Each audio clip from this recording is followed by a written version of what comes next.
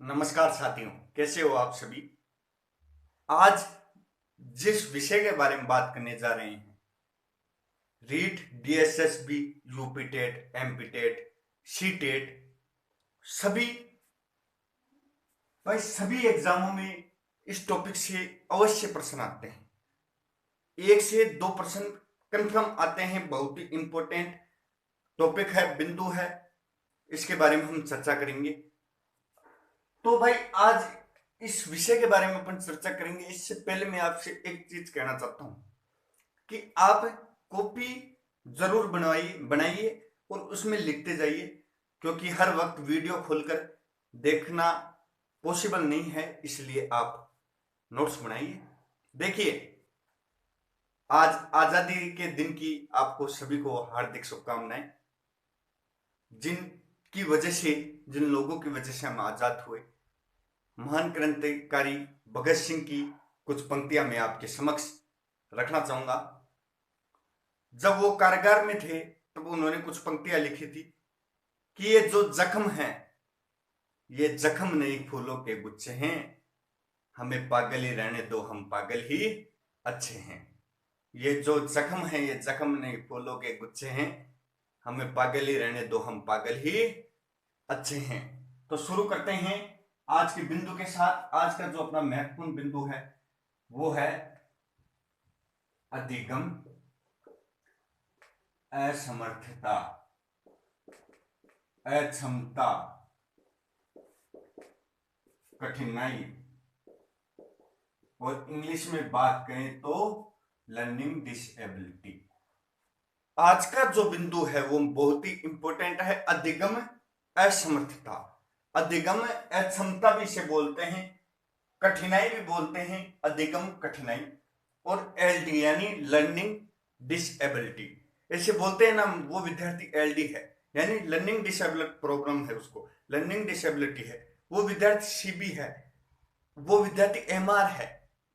ऐसे बोलते हैं मेंटल रिटार्डेशन, एमआर, वो विद्यार्थी एमआर है। इस प्रकार से हम बोलते हैं ना, तो इसको शॉर्ट में अपन बोलते हैं एलडी, लर्निंग डिसेबिलिटी, यानी अधिगम संबंधी असमर्थता होना।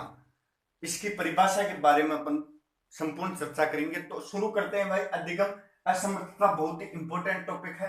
अधिगम असमर्थता शब्द का, इस शब्द का, अधिगम असमर्थता शब्द का सबसे पहले अध्ययन की बात कर रहे हैं अपन, अध्ययन की। सबसे पहले अध्ययन किसने किया? 1963 में किसने किया? सैमुअल क्रिक ने। अब देखिए, शब्द का सबसे पहले अध्ययन किसने किया? 1963 में सैमुअल क्रिक ने। किस शब्द का? अधिगम असमर्थता, लर्निंग डिसेबिलिटी, अधिगम अक्षमता, इस शब्द का अध्ययन सर्वप्रथम बात करें। ये प्रश्न आ चुका है। ये प्रश्न, जो प्रश्न आ जाता है वो अति महत्वपूर्ण में हमें शामिल कर लिया जाता है। तो ये प्रश्न आ चुका है। सैमुअल क्रिक शब्द का, अधिगम असमर्थता शब्द का सबसे पहले अध्ययन 1963 में सैमुअल क्रिक ने किया। इसकी देखो परिभाषा की बात करें, इसकी परिभाषा की बात करें तो इसकी परिभाषा 1994 में अमेरिका संयुक्त संसदीय समिति ने दी। भाई इसकी परिभाषा की बात करें तो 1994 में अमेरिका की संयुक्त संसदीय समिति ने इसकी परिभाषा दी। कब दी? 1994 में। 1994 में दी। अब देखिए क्या परिभाषा दी, भाई? केंद्रीय तंत्रिका तंत्र में उत्पन्न विकार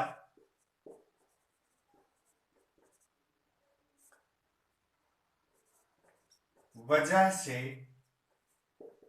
रोगों का समूह उत्पन्न हो जाता है। समूह उत्पन्न हो जाता है। देखो समझिए, भाई केंद्रीय तंत्रिका तंत्र में उत्पन्न विकार की वजह से रोगों का समूह उत्पन्न हो जाता है। किसने कहा? अमेरिका की संयुक्त संसदीय समिति ने। क्या कहा? कि भाई केंद्रीय तंत्रिका तंत्र होता है जो, उसमें अगर कोई विकार उत्पन्न हो जाता तो कई रोगों का विकार, भाई कई रोगों के समूह का विकार जो उत्पन्न हो जाता है, समूह उत्पन्न हो जाते हैं, रोगों का समूह उत्पन्न हो जाते हैं। कौन से? भाई किसमें कमी होना की वजह से? केंद्रीय तंत्रिका तंत्र में उत्पन्न विकार की वजह से। कौन से? लिखने, पढ़ने, सुनने, भाषा। देखिए, लिखने, पढ़ने, सुनने, भाषा संबंधी, गणितीय, भाई समझिए, लिखने, पढ़ने, सुनने, भाषा, गणितीय और तार्किक योग्यता संबंधी दोष उत्पन्न हो जाते हैं। तार्किक योग्यता संबंधी दोष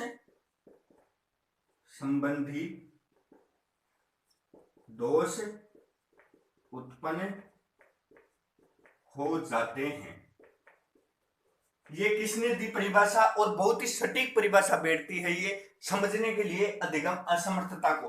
भाई केंद्रीय, ये परिभाषा किसने दी? अमेरिका की संयुक्त संसदीय समिति ने। केंद्रीय तंत्रिका तंत्र में उत्पन्न विकार की वजह से रोगों का समूह उत्पन्न हो जाता है। ऐसे रोग जिसकी वजह से लिखने में, पढ़ने में, सुनने में, भाषा संबंधी, लिखने, पढ़ने, सुनने, भाषा संबंधी, गणितीय, तार्किक योग्यता संबंधी दोष उत्पन्न हो जाते हैं, विकार उत्पन्न हो जाते हैं। यहां तक समझ में आया? सैमुअल क्रिक की बात की, 1963 में अध्ययन किया, फिर परिभाषा 1994 में अमेरिका संयुक्त संसदीय समिति ने दी। ये परिभाषा हमारे सामने है, आप स्क्रीनशॉट लीजिए, आगे चलते हैं।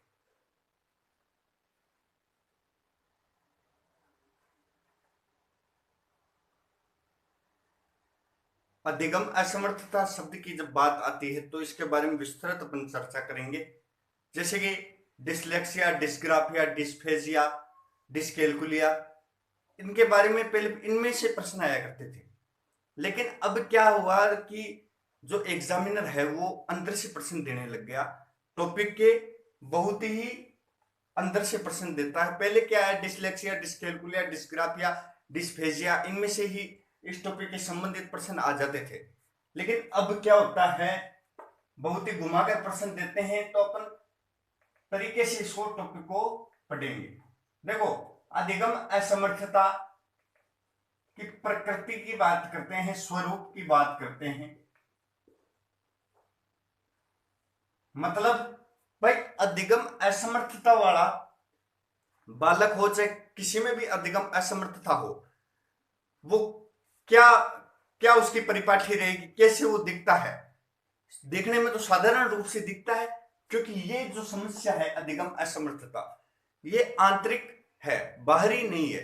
क्योंकि बाहर से हमें पता नहीं लगेगा भाई उसमें अधिगम असमर्थता, अधिगम अक्षमता है, वो आंतरिक रूप से पता लगता है। तो इसकी प्रकृति स्वरूप की बात करते हैं। देखिए, एक महत्वपूर्ण बात और है इसके बारे में, अधिगम असमर्थता के बारे में, कि ये जरूरी नहीं है कि भाई अधिगम असमर्थता आपकी बचपन से ही आप जन्म लो तभी हो। ऐसा होता है भाई, जन्म से भी हो सकती है, लेकिन अधिगम असमर्थता आपकी जीवन के किसी भी स्टेज पर जाकर हो सकती है। जीवन के किसी भी पड़ाव में जाकर आपकी अधिगम असमर्थता हो सकती है। आपके मस्तिष्क में चोट लगने की वजह से, कई कारणों की वजह से, कभी भी जाकर किसी भी कारण की वजह से आपके समक्ष अधिगम असमर्थता आ सकती है। तो प्रकृति स्वरूप की इसी बात करते हैं। ये एक आंतरिक विकार है, अपन ने जैसे कि चर्चा किया, आंतरिक विकार है, बाहर से बाहरी रूप से दिखाई नहीं देता, ये बाहरी रूप से नहीं दिखता। भाई आंतरिक विकार है, व्यक्ति को देखकर हम बता नहीं सकते कि भाई वो उसमें अधिगम असमर्थता है। ये आंतरिक विकार है, आंतरिक विकार है, स्थायी विकार है। अब स्थायी विकार की बात करते हैं। स्थायी विकार है मतलब जिसमें एक बार अधिगम असमर्थता हो गई, वो पूर्ण रूप से खत्म नहीं होती है, कम जरूर हम कर सकते हैं, उसके शिक्षण के माध्यम से, मेडिकल चेकअप के माध्यम से, किसी भी माध्यम से कम जरूर कर सकते हैं, लेकिन अधिगम असमर्थता को हम पूर्णतः खत्म नहीं कर सकते, क्योंकि ये स्थायी विकार है। और हमने पढ़ा था जैसे कि केंद्रीय तंत्रिका तंत्र का विकार है, तंत्रिका संबंधी विकार है, ये संबंधी विकार है, मनोवैज्ञानिक विकार है, मनोवैज्ञानिक विकार है। अब बात करते हैं, देखिए हमने बात की प्रकृति की स्वरूप की आंतरिक विकार है, बाहरी रूप से दिखाई नहीं देता, ये स्थायी विकार है, केंद्रीय तंत्रिका संबंधी विकार है और मनोवैज्ञानिक विकार है। और अधिगम असमर्थता के कारण क्या है? देखिए अधिगम असमर्थता के अगर कारणों की अपन बात करेंगे तो बहुत ही लंबा वीडियो हो जाएगा, क्योंकि हम 2-3 घंटे में इसके कारणों की बात कर सकते हैं। इसमें आनुवांशिक कारण भी होते हैं, आनुवांशिक जन्मजात कारण भी होते हैं और बाद के कारण भी होते हैं। जैसे बाद में आनुवांशिक कारण हो गए, और जैसे कि माता पिता द्वारा किसी के द्वारा गलत पदार्थों का सेवन करना, जैसे कि हम किसी भी धूम्रपान पदार्थों का सेवन करना या रेडिएशन में ज्यादा रहना, ज्यादा पॉल्यूशन में रहना, इस वजह से भी ये विकार उत्पन्न हो सकते हैं। तो इन विकारों के अधिगम असमर्थता के हम कारणों के बारे में चर्चा करेंगे। भाई अधिगम असमर्थता के कारण क्या हैं इसके, तो कारणों के बारे में हम जब बात करते हैं तो सबसे पहले हमारे बीच में आता है आनुवांशिक कारण हो सकता है, आनुवांशिक कारण, आनुवांशिक कारण भी हो सकता है। इसके कारणों की अगर अपन बात करें तो आनुवांशिक कारण भी हो सकता है। आनुवांशिक कारण की बात करें अपने तो और क्या होता है, मस्तिष्क संबंधी विकार भी हो सकता है, मस्तिष्क संबंधी विकार भी, मस्तिष्क संबंधी विकार भी हो सकता है, वातावरण संबंधी विकार भी हो सकता है। मस्तिष्क संबंधी विकार कैसे, मस्तिष्क में चोट लग जाना, कभी एक्सीडेंट हो जाना, तो मस्तिष्क संबंधी विकार भी हो सकता है। और पर्यावरण संबंधी विकार भी हो सकता है, वातावरण संबंधी विकार भी हो सकता है। वातावरण पॉल्यूशन होना, भाई वातावरण अगर पॉल्यूट होगा, अगर प्रदूषित होगा तो प्रदूषण की वजह से भी, वातावरण प्रदूषण की वजह से भी ये ऐसा हो सकता है। और जन्म के बाद भी हो सकता है, माता पिता द्वारा गलत पदार्थों का सेवन करने की वजह से भी ये विकार बच्चों में आ सकते हैं, अधिगम असमर्थ बच्चा हो सकता है। तो इनकी प्रकृति स्वरूप की हम बात की, हमने बात की इसके कारणों की, और अब लक्षण की बात करेंगे। तो लक्षण की अपन विस्तार रूप से पहले बात करेंगे, लेकिन सामान्य जो लक्षण इन बच्चों में दिखाई देते हैं, उन सामान्य लक्षणों की अगर अपन बात करें तो सामान्य लक्षण क्या होते हैं बच्चों में, देखिए समझिए। सामान्य लक्षण की अगर अपन बात करें तो स्मृति कमजोर होना, अटेंशन नहीं रख पाना और उत्तेजना होना। उत्तेजित होता है बच्चा, तो बच्चा उत्तेजित होता है, ज्यादा उत्तेजना होती है बच्चे में, उत्तेजित होता है।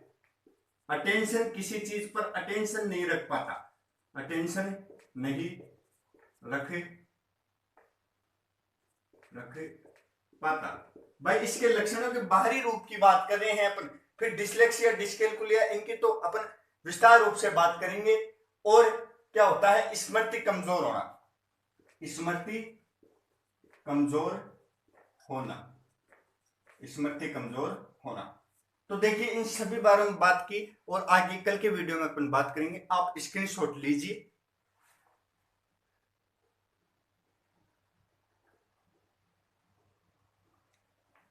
देखिए हम सभी टॉपिकों को विस्तार पूर्वक से पढ़ते हैं, आप भाइयों में शेयर कर दिया कीजिए। जब तक के लिए जय हिंद, जय भारत।